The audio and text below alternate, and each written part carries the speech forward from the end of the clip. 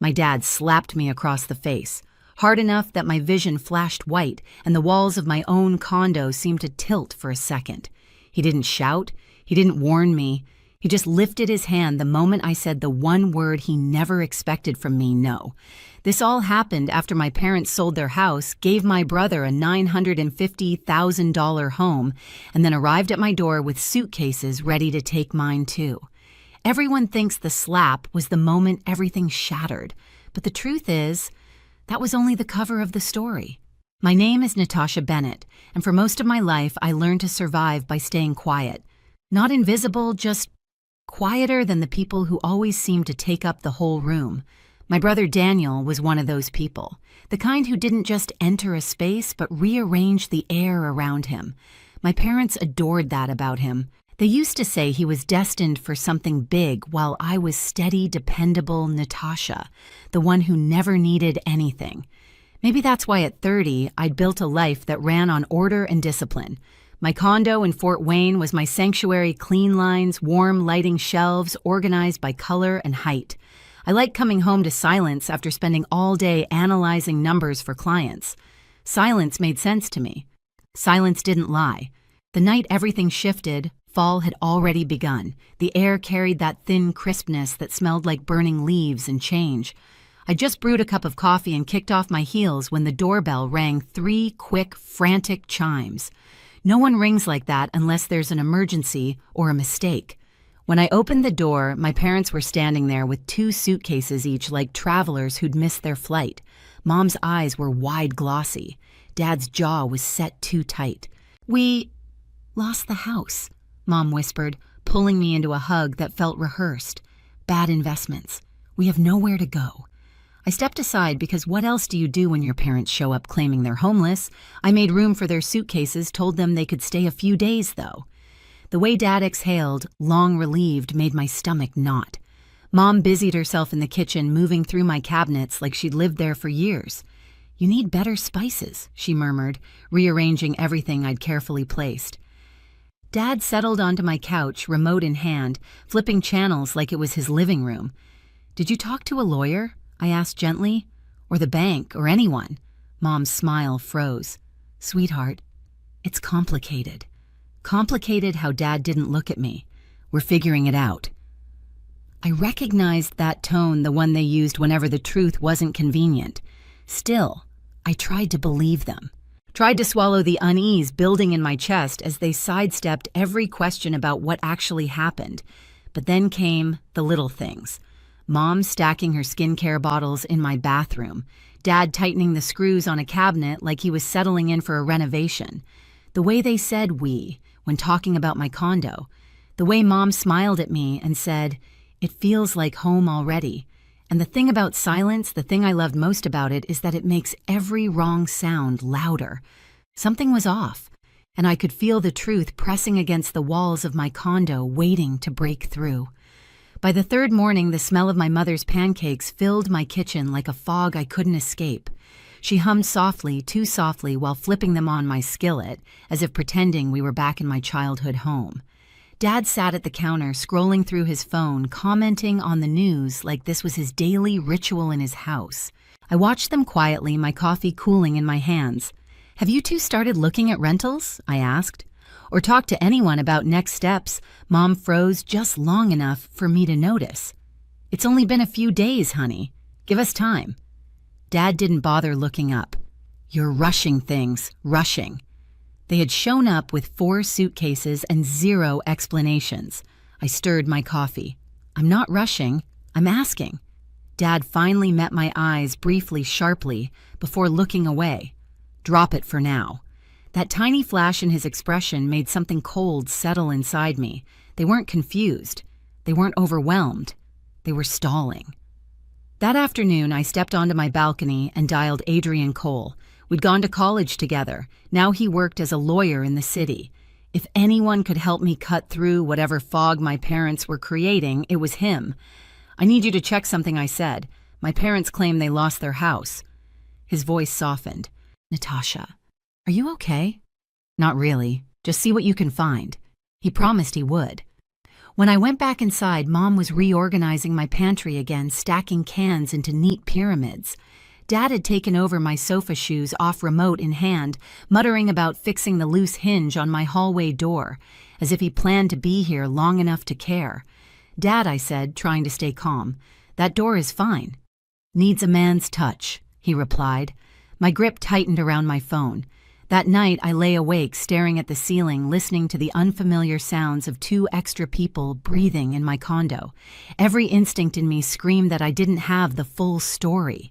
The next day, Adrian called. His tone told me everything before his words did. "Natasha, your parents didn't lose their house." My heart dropped. "What do you mean? I mean they sold it.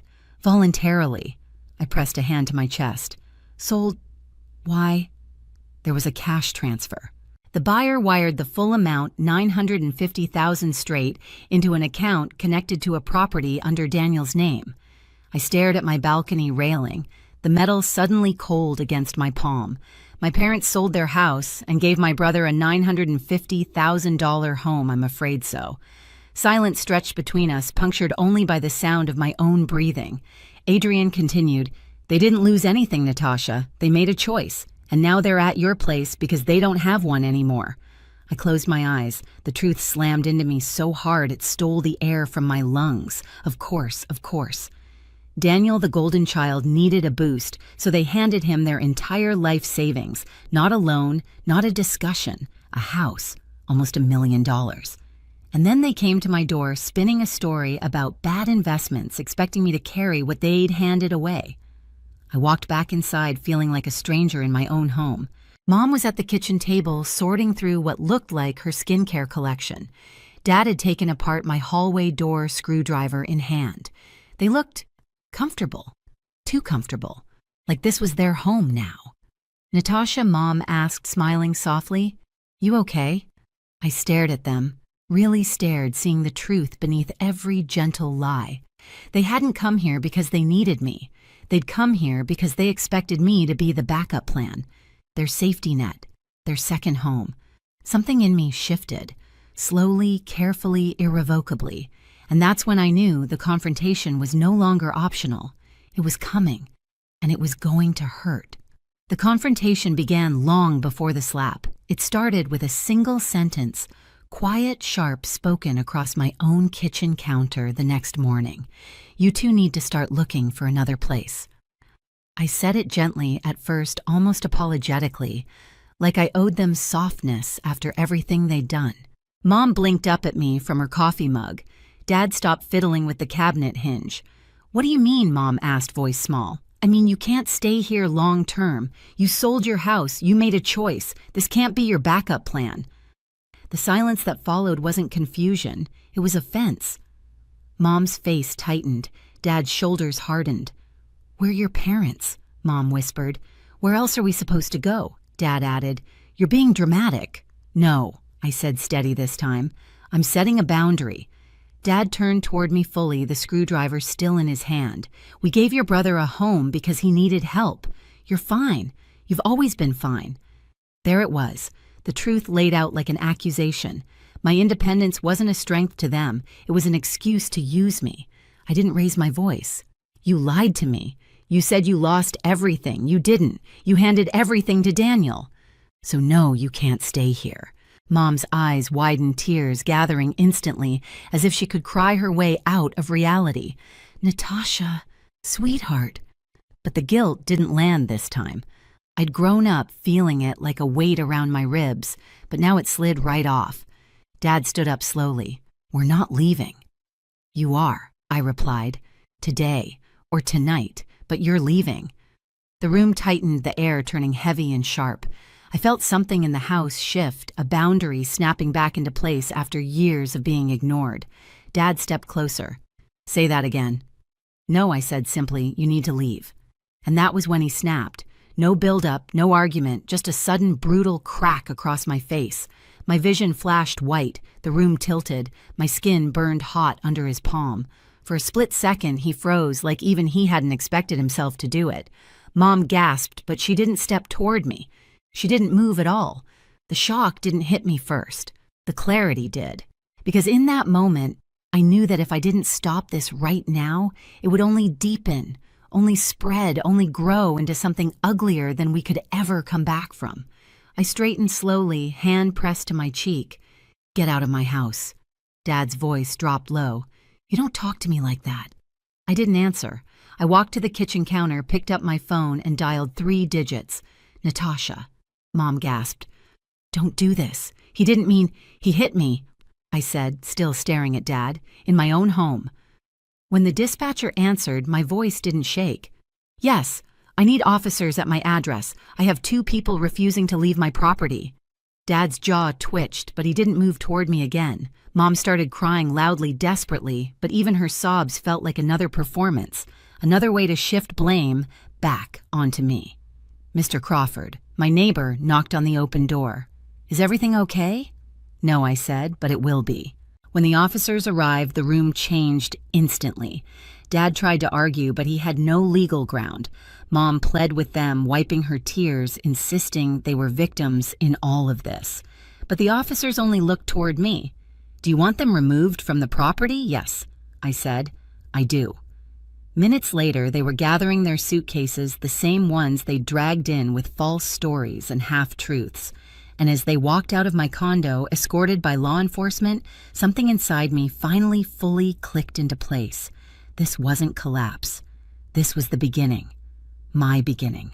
The night my parents were escorted out of my condo didn't end anything. It only shifted the battlefield. In the days that followed, the silence in my home felt different, cleaner, safer. But underneath it, something else buzzed.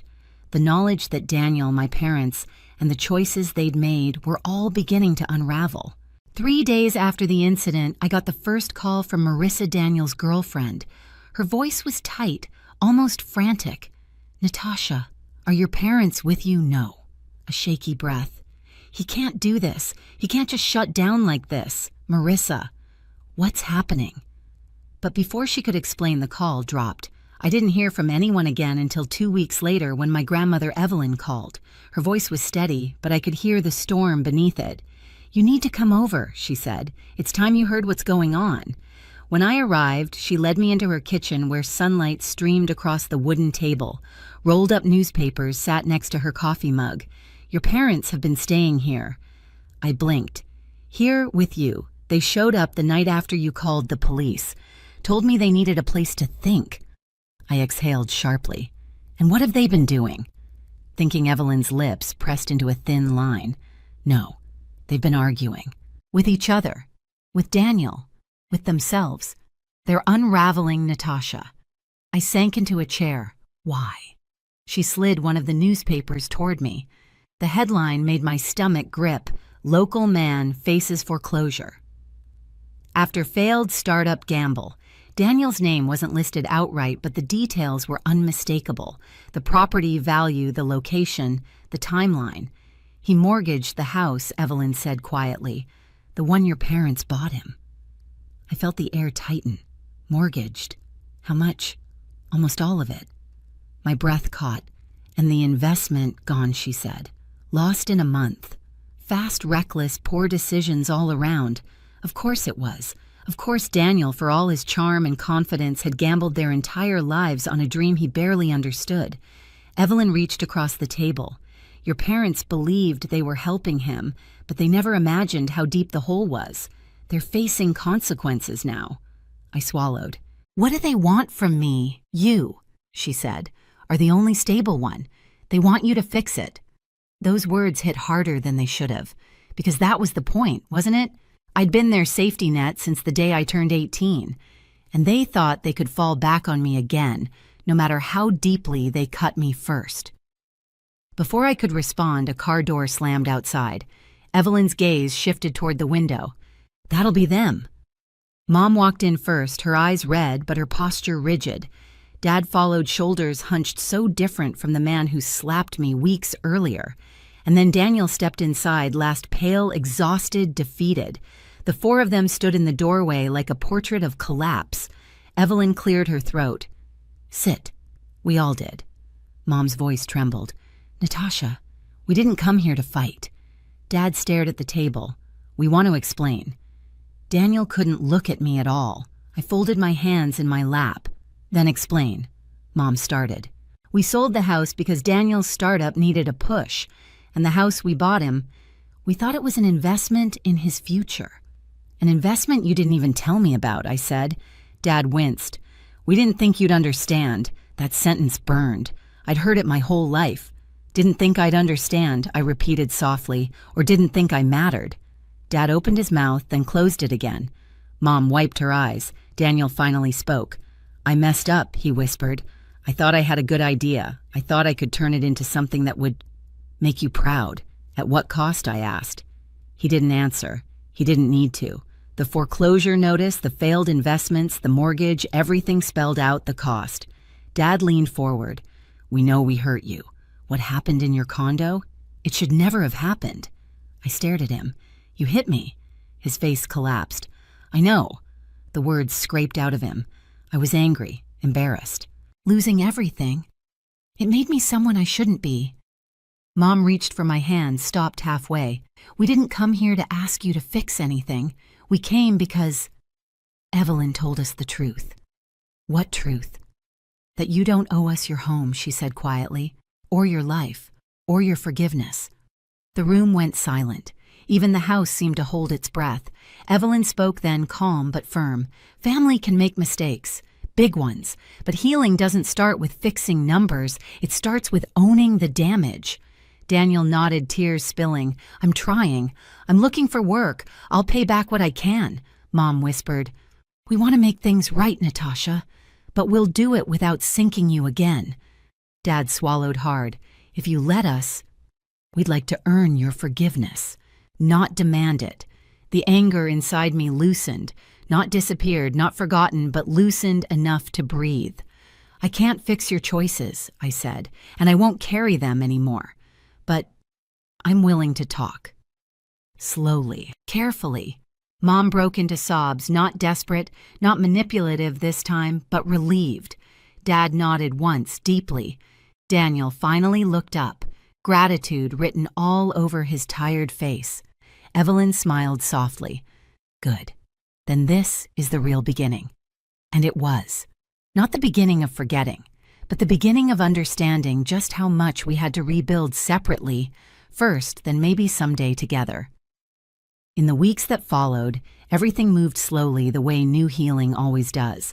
My parents stayed with Evelyn not as victims seeking rescue, but as two people learning how to live with the consequences of their own choices. She didn't coddle them. She guided them firm words, gentle reminders, the kind of honesty they'd avoided for years. Daniel found a job, humble, steady, nothing like the grand visions he once bragged about. But he showed up every day. He called me once a week not to ask for help, but to tell me how he was doing and to apologize again in small, genuine ways. As for me, my condo felt different, now lighter grounded.